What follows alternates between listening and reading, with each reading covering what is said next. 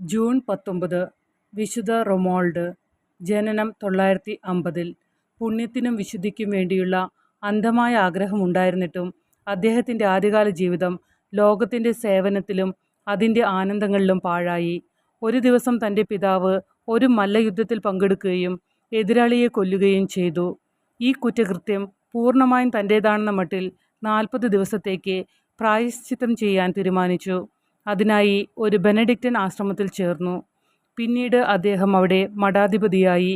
നിരവധി ആശ്രമങ്ങൾ സ്ഥാപിച്ച ശേഷം അദ്ദേഹം ടസ്കനിയിലെ കമാൻഡോളിയുടെ കർശനമായ ക്രമത്തിന് അടിത്തറയിട്ടു. തൻ്റെ ആത്മീയ ജീവിതത്തിൻ്റെ തുടക്കത്തിൽ നിരവധി പ്രലോഭനങ്ങളാൽ ശക്തമായി ആക്രമിക്കപ്പെട്ടു. ജാഗ്രതയും പ്രാർത്ഥനയും കൊണ്ട് അവൻ അതിനെ കീഴടക്കി. പല ദൈവദാസന്മാരെ പോലെ അവനും അപകീർത്തിയുടെ ഇരയായി തീർന്നു. അത് അവൻ ക്ഷമയിലും നിശബ്ദതയിലും വഹിച്ചു. തൻ്റെ വാർദ്ധക്യത്തിൽ തപസ്സുകൾ കുറയ്ക്കുന്നതിനു പകരം വർദ്ധിപ്പിച്ചു. 1027 ജൂൺ 19 അന്തരിച്ചു.